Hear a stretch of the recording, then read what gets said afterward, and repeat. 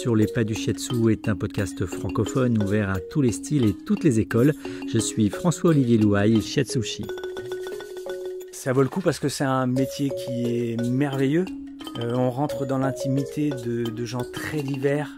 Moi, j'ai beaucoup appris de mes patients. Ils nous donnent des leçons de vie incroyables. On les soulage.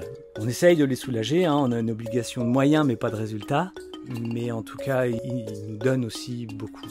Nous sommes en compagnie de Jérôme Voisin, qui en plus d'être praticien, est le directeur et l'enseignant principal de l'Académie angevine de shiatsu, qui fait suite à l'école angevine de shiatsu. Bonjour Jérôme. Bonjour François-Olivier. Le thème qui nous réunit aujourd'hui est celui de la réalité du métier de praticien de shiatsu. Au regard de ton expérience, peux-tu pour commencer nous décrire cette expérience en te présentant ? Eh bien écoute, moi j'ai commencé le shiatsu en 98, au siècle dernier. J'avais 19 ans, donc assez jeune. C'est pas si courant que ça. J'ai d'abord fait une première école à Paris avec Philippe Barthélémy. C'était l'école Hakoryu. J'ai continué avec une formation sur 2 ans avec Viviane Hale dans le Limousin, une Anglaise qui venait là et qui enseignait le style Masunaga. D'ailleurs, je suis très content d'avoir suivi 2 écoles très différentes. La première, très martiale, très yang. La deuxième, plutôt yin. Et assez vite, peut-être est-ce l'insouciance de la jeunesse, j'ai pratiqué, j'ai donné des shiatsu. Je comprenais pas tout, mais on me disait de faire ça. Je faisais ça et je voyais que ça marchait. Et j'ai pratiqué moi dans un petit village charentais, vraiment un milieu très rural. J'avais retapé une pièce dans la maison de mon père, où j'ai fait mes armes. Et en 2003, j'ai déménagé sur Angers. Et donc là, j'ai eu un public plus urbain. Et je prenais aussi en maturité, parce que à 20 ans, je n'étais pas mature. Donc, j'ai d'abord pratiqué dans des cabinets de connaissances, notamment une psychothérapeute, pendant quelques années. En 2006, j'ai ouvert mon cabinet à moi, avec la devanture en centre-ville d'Angers.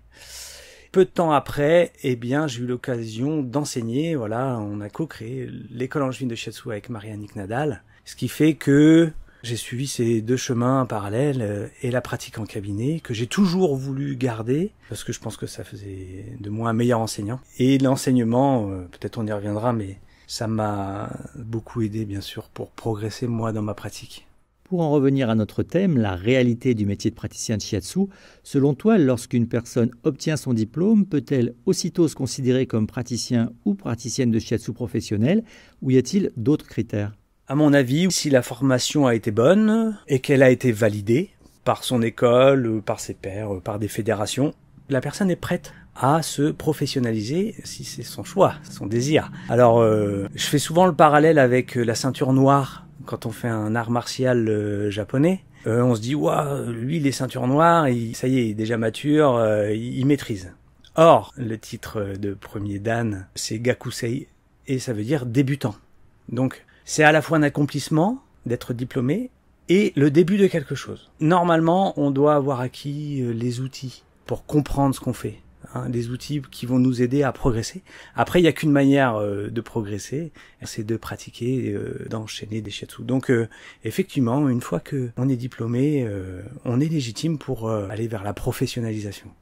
Si je résume ta réponse, le ou la diplômée est prête à devenir professionnelle. Est-ce que tous le deviennent et comment ? Quels sont par exemple les critères réglementaires qui identifient un professionnel de shiatsu ? Alors moi, c'est ce que j'appelle le faire savoir. Pour faire savoir, il faut avoir un cadre réglementaire, effectivement. Donc, les seules conditions réglementaires, c'est d'avoir une assurance professionnelle. Quand on a un diplôme qui tient la route, on trouve facilement une assurance. Et puis ensuite, un statut juridique pour pouvoir déclarer ses revenus et payer ses impôts. Là, on va dire, c'est le côté entrepreneurial. Il faut trouver un cabinet qui va nous correspondre. Il faut assumer le fait d'être plus ou moins, parce qu'on peut pratiquer à plusieurs partager un cabinet, mais il faut assumer le fait d'être son seul moteur. C'est bien beau d'avoir acquis des connaissances, mais il faut les faire partager, il faut avoir du monde, il faut pouvoir en vivre. Et là, c'est un volet qui est délicat pour beaucoup. Parce que quand on se lance dans un métier comme ça, on a des valeurs, on a des idéaux, on veut aider les gens. Et on n'est pas forcément à l'aise avec se montrer, assumer son image, assumer ses compétences. Mais pour se professionnaliser, il faut ce cadre réglementaire et il faut aussi se donner à voir.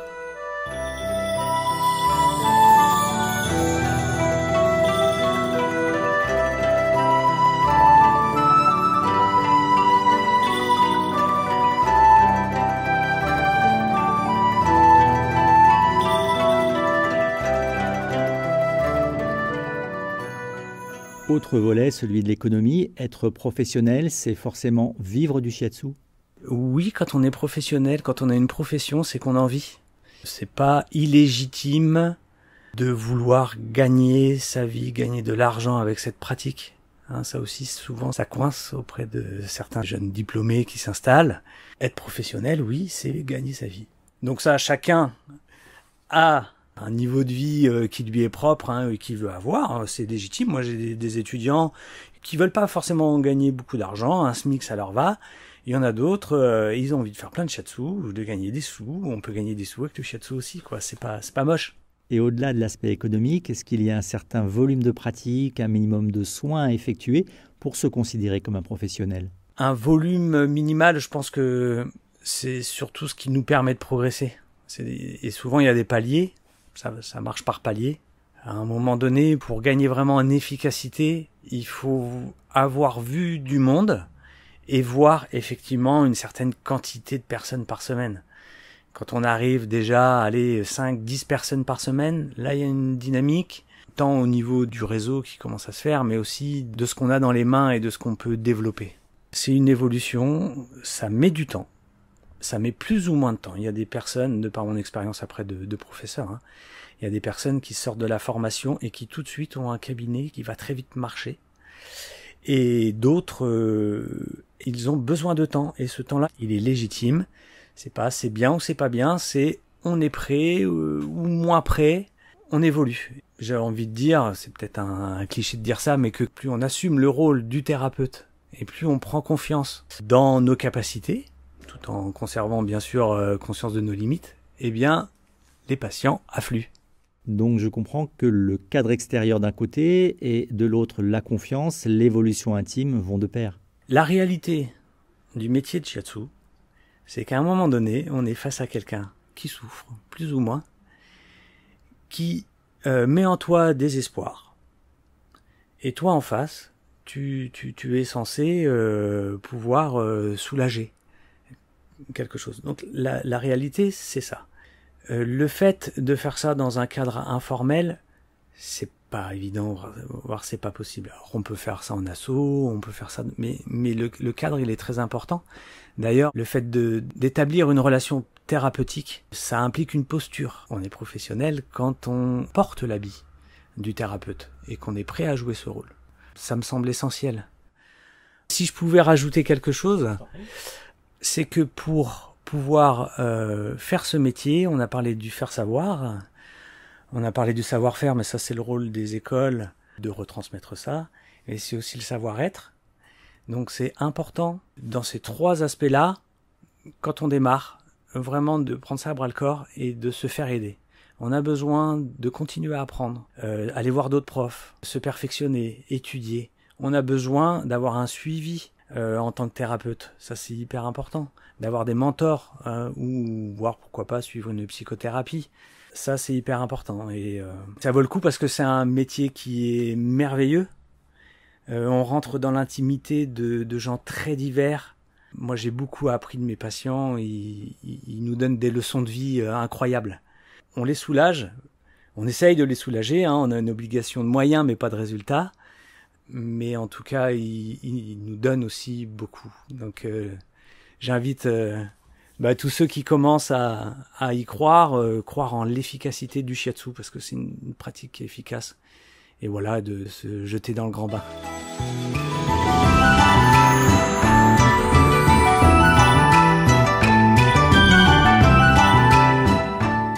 Et dans les promotions que tu as accompagnées, la professionnalisation est-elle la voie majoritaire? Y a-t-il des itinéraires alternatifs? De quelle sorte? Il y a différents parcours, effectivement. Alors, il y a 15 ans, on avait dans des formations plus de personnes qui venaient pour découvrir la pratique ou pour une évolution personnelle. Je ne sais pas si c'est l'évolution du shiatsu, si c'est mon évolution. Maintenant, mon intérêt, c'est de former des professionnels, des gens qui vont s'installer. Mais ceci dit, on a des personnes qui approchent de la retraite et qui ont envie de donner du sens à leur retraite et qui vont pratiquer des fois en auto-entreprise, des fois en association. On a des personnes dont c'est le choix clair de faire un temps partiel. On a des travailleurs sociaux par exemple, ou pas que, il y a des gens qui viennent de la banque, des artistes, il y a vraiment de tout. Mais leur projet, c'est de faire un temps partiel, un jour ou deux dans la semaine, des demi-journées, pour ça, mais pas que ça, parce qu'ils aiment leur métier. Et après, dans le temps, des fois, ils se font un choix. Soit ils arrêtent le shiatsu, ils repartent dans leur métier, ou soit le shiatsu prend le dessus, et voilà, ils ne font plus que ça. Si on change de point de vue et qu'on prend celui des autorités, est-ce que l'administration en France sait reconnaître un professionnel de shiatsu et selon quels critères ? Les critères, je les ai dit tout à l'heure, c'est avoir une assurance et payer ses charges sur les revenus. Après, on a un syndicat en France qui quand même fait un gros travail, le syndicat des professionnels du shiatsu. Je suis affilié en tant que praticien. Je ne suis plus au sein du SPS en tant que centre de formation, mais en tant que praticien, j'adhère et je trouve ça très important. D'ailleurs, on souffre d'une dispersion des gens qui font du shiatsu en France. Bon, bref. À un moment donné, le syndicat avait obtenu un titre professionnel. Qu'il a perdu au bout de 5 ans parce que c'est renouvelé tous les 5 ans. Finalement, non, il n'y a pas un statut spécifique du praticien de shiatsu. Ça viendra peut-être, c'est dur en France, c'est dur. Le syndicat, il s'est bien battu, il se bat encore pour qu'on rentre dans une filière professionnelle, pour qu'on ait des droits, pour qu'on soit mieux reconnu auprès des ministères, et notamment celui de la santé, mais bon, ça avance doucement. Il y a un chemin là qu'il faut tracer, il se fait petit à petit. Et nous aurons l'occasion d'y revenir, la réalité du métier de praticien de shiatsu, sa reconnaissance, des sujets importants et qu'on ne peut épuiser en une seule interview. Merci Jérôme pour ta contribution. Merci à toi. Et merci à vous de votre écoute. Pour ne pas manquer le prochain épisode de Sur les pas du shiatsu, la bonne idée c'est de vous abonner au podcast. Spotify, Deezer, Apple et Google référencent Sur les pas du shiatsu. L'émission est disponible évidemment sur le blog Ryoho Shiatsu, un site aujourd'hui en 6 langues, riche de nombreux contenus, réflexions, points théoriques, interviews de grands maîtres, annonces de stages, une mine pour tous les shiatsushi.